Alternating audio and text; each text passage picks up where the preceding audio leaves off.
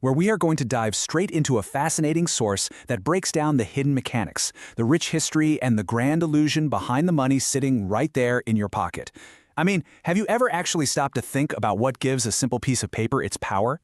We all literally spend our entire lives chasing it, but today we're going to unpack exactly how this system works, and frankly, how it operates on a completely different set of rules than most of us realize. So, the source we're looking at today kicks things off with a pretty wild paradox. It points out that everyone, from a beggar on the street to a billionaire, desperately wants money. It's almost an addiction in itself. Just think about it. Money is a universal language. It is understood by absolutely everyone, everywhere. It's basically the sole reason humanity moved from living in forests to sitting in cloud-touching skyscrapers and driving vehicles faster than the wind. And yet, inherently, it's just a piece of paper. It has absolutely zero value on its own, but somehow it dictates the value of everything else around us. So we have to ask, where did this little piece of paper get so much incredible power? Section 1. The Evolution of Trade. Okay, the system we use today absolutely wasn't invented overnight. It was actually a really long chain of problem solving. Thousands of years ago, we kicked things off with the barter system, but, that was incredibly inefficient. If you had rice and you wanted sugar, you had to find someone who not only had sugar, but actively wanted your rice. It required a perfect double coincidence of wants. So to fix that headache, people moved on to commodities. They started trading cattle, grain, tobacco, even liquor. But there's a big flaw there. Animals die and grain rots over time. It just wasn't durable. Humanity needed something universal and lasting, which led us to coins of gold and silver. But as the source points out, carrying around heavy bags of gold brought a massive, constant fear of theft. And that vulnerability, that led us to the real turning point, IOUs. People started depositing their heavy gold with trusted goldsmiths for safekeeping. And in exchange, they got a simple paper receipt, an IOU. And suddenly, almost overnight, trading a lightweight, convenient paper receipt totally replaced carrying around physical metal. Section 2. The First Bank Scam. Let's break down the mechanics of this pivotal moment in history, because it actually started out completely innocent. First, you deposit your heavy gold with a trusted goldsmith. Then, you receive that IOU piece of paper stating, "I have kept this much of your gold safe." And finally, this is where human behavior changed the game forever. People loved the sheer convenience of the paper so much that they just started doing business directly with the receipts. Everyone was totally convinced. Hey, if there's a receipt, the gold must be sitting safely in a vault somewhere, right? So literally nobody was actually going back to withdraw their physical gold. But human nature being what it is, here comes the twist. The goldsmiths sat back, observed this new behavior, and had a massive realization. The paper receipts themselves had essentially become the money. Because almost no one was coming back to claim their physical, shiny gold, the goldsmiths got greedy. They began printing fake receipts. They started issuing IOUs for gold that they literally did not have in their vaults. Now, this is the crucial moment that established our modern financial reality. The source argues that this humble gold safekeeping shop was actually the world's very first bank. And those fake, unbacked receipts, they were the world's first currency notes. Because they were printing receipts for gold that simply didn't exist, the source impartially refers to this continuous practice as the world's biggest legal scam. And the crazy part? It's fundamentally still operating today. Section 3. The Modern Money Multiplier. To really see how this illusion operates today, let's play out a hypothetical. Imagine you walk into a bank tomorrow morning. You deposit 1,000 rupees in cash, say 2 crisp 500 notes. According to the standard rules of banking, the bank doesn't just put that in a vault and sit on it. No, they keep a fractional reserve. Let's say it's 10%, which is 100 rupees. Then they take your remaining 900 rupees and immediately give it out as a loan to someone else entirely. They might charge that borrower 12% interest, pay you 4%, and keep the remaining 8% as pure profit.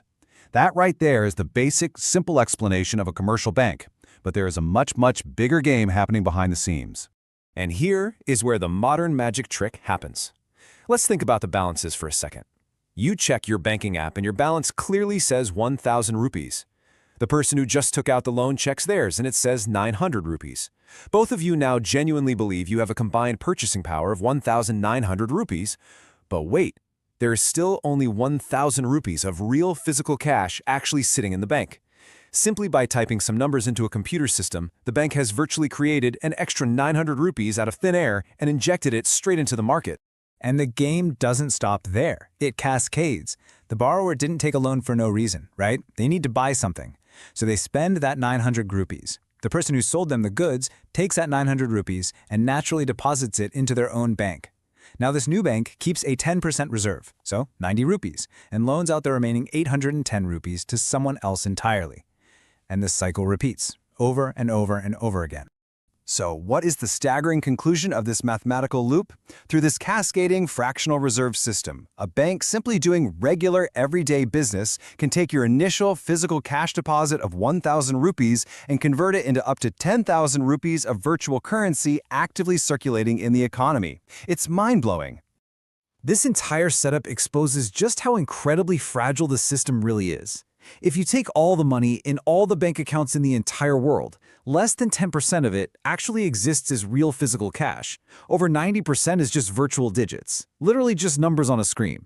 Because of this system operates purely on probability. The source highlights a terrifying thought.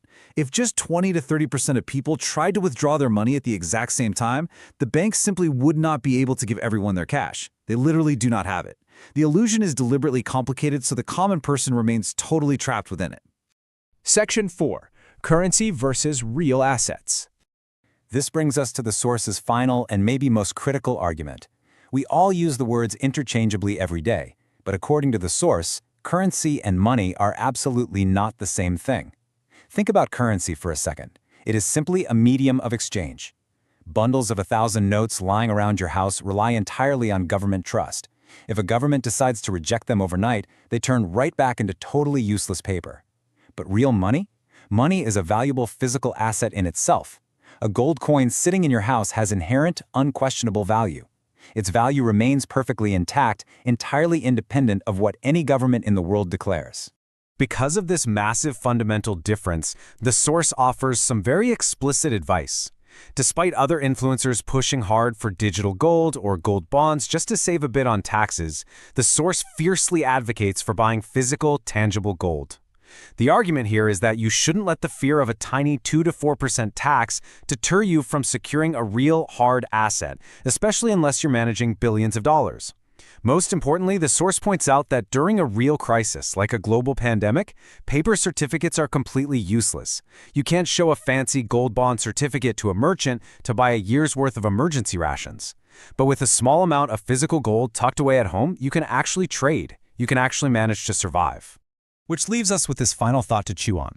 The money we tirelessly chase every single day, the virtual digits glowing on our screens, in the crumpled paper in our wallets, is an elaborate, masterful system built and stabilized entirely on collective human belief.